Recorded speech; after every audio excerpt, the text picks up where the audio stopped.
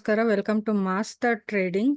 So ಇವತ್ತಿನ ಸೆಷನಲ್ಲಿ ನಾನು ಕ್ಯಾಂಡಲ್ ಸ್ಟಿಕ್ ಪ್ಯಾಟ್ರನ್, ಕ್ಯಾಂಡಲ್ಸ್ ಹೇಗೆ ಕ್ರಿಯೇಟ್ ಆಗುತ್ತೆ ಮತ್ತು ಕ್ಯಾಂಡಲ್ ಸ್ಟಿಕ್ ಒಂದೆರಡು ಪ್ಯಾಟ್ರನ್ ಹೇಳ್ಕೊಡ್ತೀನಿ. ಸೊ ನೀವೇನು ಮಾಡಬೇಕು, ಚಾರ್ಟಲ್ಲಿ ಹೋಗ್ಬಿಟ್ಟು ಅದು ಪ್ಯಾಟ್ರನ್ಸ್ ಎಲ್ಲ ಎಲ್ಲಿ ಹುಡುಕ್ಬೋದು ಅಂತ ನೀವು ಮಾರ್ಕ್ ಮಾಡಿ ಕಲ್ತ್ಕೊಳ್ಳಿ, ಸರಿನಾ? So I'll be starting the session, I'll be sharing the screen. ಹೆಸರು ಕೊಟ್ಟಿರ್ತಾರೆ ಕ್ಯಾಂಡಲ್ ಸ್ಟಿಕ್ ಪ್ಯಾಟ್ರನ್ ಅಂತ. ಆದರೆ ಇದು ಏನನ್ನ ರೆಪ್ರೆಸೆಂಟ್ ಮಾಡುತ್ತೆ? ಇದು ಬೈಯರ್ಸ್ನ ಮತ್ತೆ ಸೆಲ್ಲರ್ಸ್ನ ರೆಪ್ರೆಸೆಂಟ್ ಮಾಡುತ್ತೆ. ಒಂದು ದಿವಸದಲ್ಲಿ ಬೈಯರ್ಸ್ ಬಿಹೇವಿಯರ್ ಮತ್ತೆ ಸೆಲ್ಲರ್ಸ್ ಬಿಹೇವಿಯರ್ ಹೇಗಿರುತ್ತೆ, ಎಷ್ಟು ವಾಲ್ಯೂಮ್ ಇರುತ್ತೆ ಅಂತೆಲ್ಲ ಇದು ಅಂದ್ರೆ ಇದು ನೋಡಕ್ಕೆ ಇದೇ ಎಕ್ಸಾಕ್ಟ್ ಕ್ಯಾಂಡಲ್ ತರ ಕ್ರಿಯೇಟ್ ಆಗಿರಲ್ಲ. ಒಂದೊಂದು ದಿವಸ ಒಂದೊಂದು ತರ ಬಿಹೇವಿಯರ್ ಇರುತ್ತೆ ಅಲ್ವಾ? ಸೊ ಅದ್ರ ಪ್ರಕಾರ ಅದು ಕ್ಯಾಂಡಲ್ಸ್ ಕ್ರಿಯೇಟ್ ಆಗ್ತಾ ಹೋಗುತ್ತೆ. ಈ ಗ್ರೀನ್ ಕಲರ್ ಕ್ಯಾಂಡಲ್ ಅಂದ್ರೆ ಬೈಯರ್ಸ್ ಇರ್ತಾರಲ್ವಾ, ಸೊ ಅದನ್ನ ಬುಲ್ಲಿಶ್ ಅಂತ ಹೇಳ್ತಾರೆ.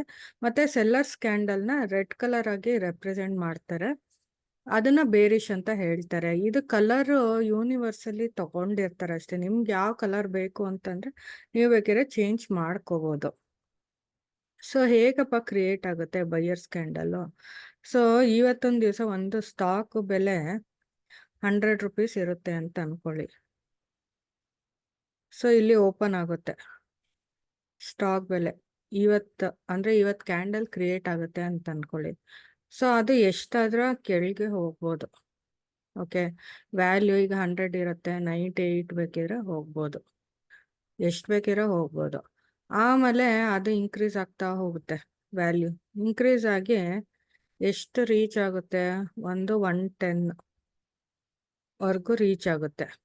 ಆದರೆ ಎಂಡ್ ಆಫ್ ದಿ ಡೇ ಅದು ಕ್ಲೋಸಿಂಗ್ ಆಗೋದು, ಕ್ಯಾಂಡಲ್ ಕ್ಲೋಸಿಂಗ್ ಆಗೋದು 108 ಆಗುತ್ತೆ. ಕ್ಲೋಸಿಂಗ್ ಆಗೋದು 108 ಆಗುತ್ತೆ.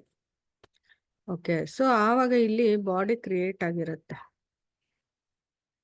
ಇದು ಬೈಯರ್ಸ್ ಏನ್ ಮಾಡ್ತಾರೆ, ಪ್ರೈಸ್ನ ಇನ್ಕ್ರೀಸ್ ಮಾಡ್ಕೊಂಡು ಹೋಗ್ತಾರೆ. 100 ಇರೋದನ್ನ 110 ಹೋಗಿ 108ಗೆ ಕ್ಲೋಸ್ ಆಗಿದೆ. ಸೊ ಇದೊಂದು ಕ್ಯಾಂಡ್ಲ್ ವ್ಯಾಲ್ಯೂ ಎಷ್ಟು ಇನ್ಕ್ರೀಸ್ ಆಗಿದೆ, 100 ಇಂದ 108, 8 ಪಾಯಿಂಟ್ಸ್ ಇನ್ಕ್ರೀಸ್ ಆಗಿದೆ.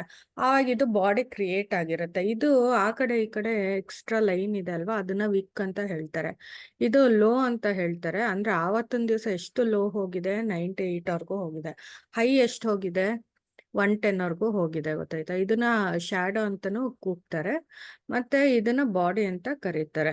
ಸೊ ಇದೇ ತರ ಬೈಯರ್ಸ್ ಕ್ಯಾಂಡಲ್ ಕ್ರಿಯೇಟ್ ಆಗೋದು, ಅವ್ರ ಬುಲ್ಲಿಶ್ ಕ್ಯಾಂಡಲ್ ಅಂತಾನು ಹೇಳ್ಬೋದು.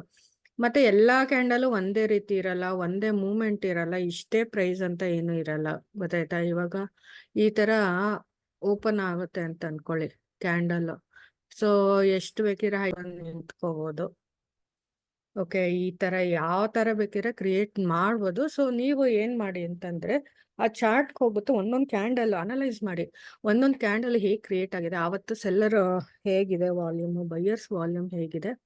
ಸೊ ಒಂದೊಂದೇ ನೋಡಿದ್ರೆ ನಿಮ್ಗೆ ಐಡಿಯಾ ಬರುತ್ತೆ, ಓಕೆ ಮಾರ್ಕೆಟ್ ಅಂತಂದ್ರೆ ಈ ತರ ವರ್ಕ್ ಆಗುತ್ತೆ ಅಂತ. ಆಮೇಲೆ ಈಗ ಬೇರಿಶ್ ಕ್ಯಾಂಡಲ್, ಬೇರಿಶ್ ಕ್ಯಾಂಡಲ್ ಅಂದ್ರೆ ಸೆಲ್ಲರ್ಸ್ ಕ್ಯಾಂಡಲ್ ಹೇಗೆ ಕ್ರಿಯೇಟ್ ಆಗುತ್ತೆ, ಸೆಲ್ಲರ್ಸ್ ಕ್ಯಾಂಡಲ್ ಹೇಗೆ ಕ್ರಿಯೇಟ್ ಆಗುತ್ತೆ ಅಂದ್ರೆ, ಇವಾಗ ಇವತ್ತೊಂದು ದಿವಸ ಒಂದು ಸ್ಟಾಕ್ ಪ್ರೈಸು 108 ಅಂತ ಅನ್ಕೊಳ್ಳಿ. ಸೊ ಸೆಲ್ಲರ್ಸ್ ಏನ್ ಮಾಡ್ತಾರೆ, ವ್ಯಾಲ್ಯೂ ರೆಡ್ಯೂಸ್ ಮಾಡ್ತಾರೆ. ಸೊ ಅದು ಎಷ್ಟು ಬೇಕಿದ್ರೆ ಹೈ ಹೋಗ್ಬೋದು ಆವತ್ತೊಂದು ದಿವಸ, ಮತ್ತೆ ಎಷ್ಟಾಗುತ್ತೆ ಲೋ ಅಷ್ಟು ಹೋಗುತ್ತೆ. ಆಮೇಲೆ ಕ್ಲೋಸಿಂಗ್ ಆಫ್ ದಿ ಡೇ ಒಂದ್ ವ್ಯಾಲ್ಯೂಗೆ ಬಂದು ಕ್ಲೋಸ್ ಆಗುತ್ತೆ. ಓಕೆ, ಸೊ ಆವಾಗ ಇಲ್ಲಿ ಬಾಡಿ ಕ್ರಿಯೇಟ್ ಆಗಿರುತ್ತೆ. ಸೊ ಇಲ್ಲಿ 108 ಇರುತ್ತೆ, ಇಲ್ಲಿ 98 ವರ್ಗೂ ಕೆಳಗೆ ಹೋಗಿರುತ್ತೆ, ಮತ್ತೆ 100ಗೆ ಕ್ಲೋಸ್ ಆಗಿರುತ್ತೆ, ಇಲ್ಲಿ ಹೈ 110 ವರ್ಗೂ ಹೋಗಿರುತ್ತೆ. ಓಕೆ, ಸೊ ಇಲ್ಲಿ ಆಪೋಸಿಟ್ ಇರುತ್ತೆ, ಓಪನ್ ಪ್ರೈಸ್ ಇಲ್ಲಿ ಬರುತ್ತೆ, ಕ್ಲೋಸಿಂಗ್ ಪ್ರೈಸ್ ಇಲ್ಲಿ ಬರುತ್ತೆ. ಅದೇ ಬೈಯಿಂಗ್ ಅಲ್ಲಿ ಓಪನ್ ಪ್ರೈಸ್ ಇಲ್ಲಿ ಬರುತ್ತೆ, ಕ್ಲೋಸಿಂಗ್ ಪ್ರೈಸ್ ಇಲ್ಲಿ ಬರುತ್ತೆ. ಓಕೆ, ಸೊ ಇದೇನಾಗುತ್ತೆ, ವ್ಯಾಲ್ಯೂ ರೆಡ್ಯೂಸ್ ಆಗುತ್ತೆ. ಸೆಲ್ಲರ್ಸ್ ಏನ್ ಮಾಡ್ತಾರೆ, ವ್ಯಾಲ್ಯೂಸ್ ರೆಡ್ಯೂಸ್ ಮಾಡ್ತಾರೆ. ಚಾರ್ಟ್ ಅಲ್ಲಿ ಹೋಗ್ಬಿಟ್ಟು ಒಂದೊಂದೇ ಚಾರ್ಟ್ ತಗೊಂಡು ಅನಲೈಸ್ ಮಾಡಿ ಹೇಗೆ ಒಂದೊಂದು ದಿವಸ ಒಂದೊಂದು ಕ್ಯಾಂಡಲ್ ಕ್ರಿಯೇಟ್ ಆಗಿದೆ ಅಂತ. ಮತ್ತೆ ನೆಕ್ಸ್ಟ್ ನಾನು ಪಿನ್ ಬಾರ್ ಹೇಳ್ಕೊಡ್ತೀನಿ.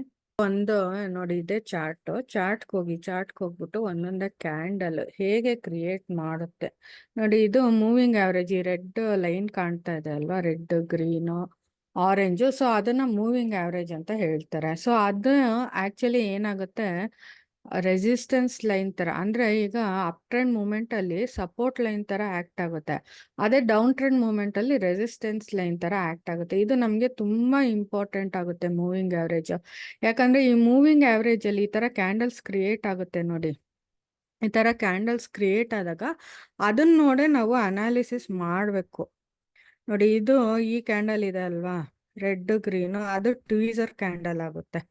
ಟ್ವೀಸರ್ ಕ್ಯಾಂಡಲ್ ಅಂತಂದ್ರೆ ನಾನು ಆಮೇಲೆ ನೆಕ್ಸ್ಟ್ ಹೇಳ್ಕೊಡ್ತೀನಿ. ಸೊ ಈ ತರ ನಮ್ಗೆ ಈ ಲೈನ್ ಮೇಲೆ ಇಲ್ಲಿ ಆಕ್ಚುಲಿ ಇದೇನಾಗುತ್ತೆ, ಮೂವಿಂಗ್ ಆವರೇಜ್ 40 ಅಲ್ವಾ, ಇನ್ನು ಕೆಳಗೆ ಬಂತು ಅಂದ್ರೆ ಮೂವಿಂಗ್ ಆವರೇಜ್ 50 ಬರುತ್ತೆ ಅಪ್ ಟ್ರೆಂಡ್ ಮೂಮೆಂಟ್ ಅಲ್ಲಿ. ಸೊ ಮೂವಿಂಗ್ ಆವರೇಜ್ 15 ಅಲ್ಲಿ ನೋಡಿ ಈ ತರ ಕ್ಯಾಂಡಲ್ ಕ್ರಿಯೇಟ್ ಆಗಿದೆ ಅಂದ್ರೆ, ಸೊ ನಾವ್ ಇದ್ರ ಮೇಲೆ ಈ ವಿಕ್ ಇದೆ ಅಲ್ವಾ, ಇದ್ರ ಮೇಲೆ ಬೈ ಪ್ಲೇಸ್ ಮಾಡ್ಬೋದು.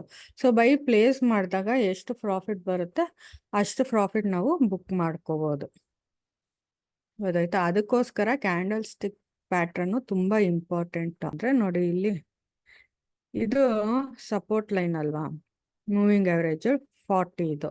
ಸೊ ಇಲ್ಲಿ ನೋಡಿ ಎಂಗಲ್ಫಿಂಗ್ ಆಗಿದೆ, ಎಂಗಲ್ಫಿಂಗ್ ಪ್ಯಾಟ್ರನ್ ಇದು. ಸೊ ಇದು ಚಿಕ್ಕದು ರೆಡ್ ಕ್ಯಾಂಡಲ್, ಅದನ್ನ ಎಂಗಲ್ಫ್ ಮಾಡ್ತಿದೆ ಇದು ಗ್ರೀನ್ ಕಲರ್ ಕ್ಯಾಂಡಲ್. ಸೊ ಇದ್ರ ಮೇಲೆ ನಾವು ಟ್ರೇಡ್ ತಗೋಬಹುದು.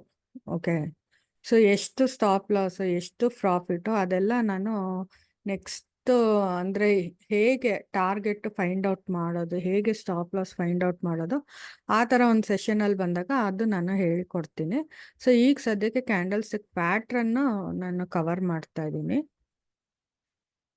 ನೋಡಿ. ಇದು ಒಂದೊಂದು ಕ್ಯಾಂಡಲ್ ನೀವು ಅನಾಲಿಸಿಸ್ ಮಾಡಿ ಚಾರ್ಟಲ್ಲಿ ಏನಾಗುತ್ತೆ ಅಂತ, ಅಂದರೆ ಆವತ್ತೊಂದು ದಿವಸ ಮೂಮೆಂಟ್ ಏನಿದೆ ಅಂತ ನೀವು ತಿಳ್ಕೊಬೇಕು.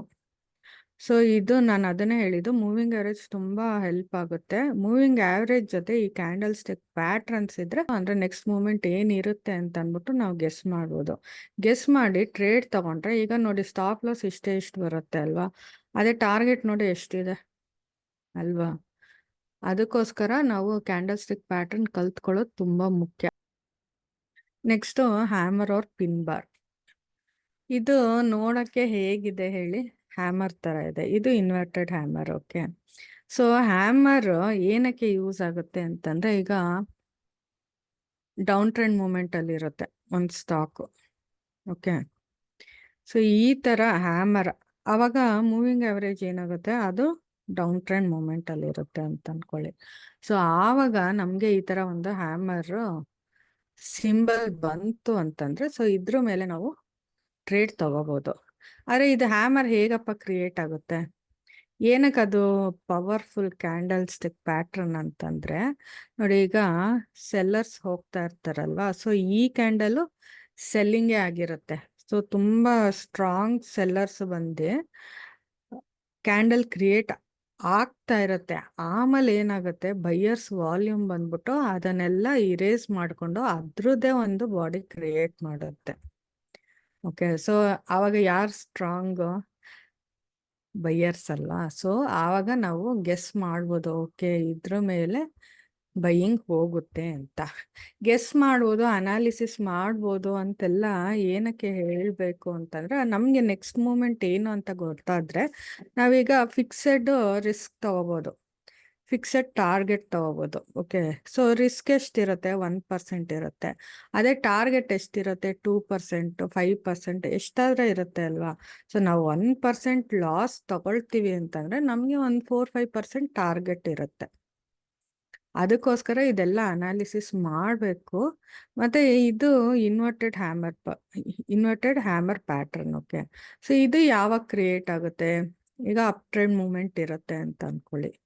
ಅಪ್ ಟ್ರೆಂಡ್ ಮೂಮೆಂಟ್ ಆಗ್ಬೇಕಾದ್ರೆ, ಸೊ ಇದು ಸ್ಟ್ರಾಂಗೆಸ್ಟ್ ಬೈಯರ್ಸು, ನಾನು ಎಲ್ಲರಿಗಿಂತ ದೊಡ್ಡ ಕ್ಯಾಂಡಲ್ ಕ್ರಿಯೇಟ್ ಮಾಡ್ತೀನಿ ಅಂತ ಅಂದ್ಬಿಟ್ಟು ಹೋಗುತ್ತೆ. ಆವಾಗ ಸೆಲ್ಲರ್ಸ್ ಬಂದ್ಬಿಟ್ಟು ಅದನ್ನ ಸಪ್ರೆಸ್ ಮಾಡಿ ಅದು ಬಾಡಿ ಚಿಕ್ಕದ್ ಮಾಡ್ಬಿಡ್ತಾರೆ.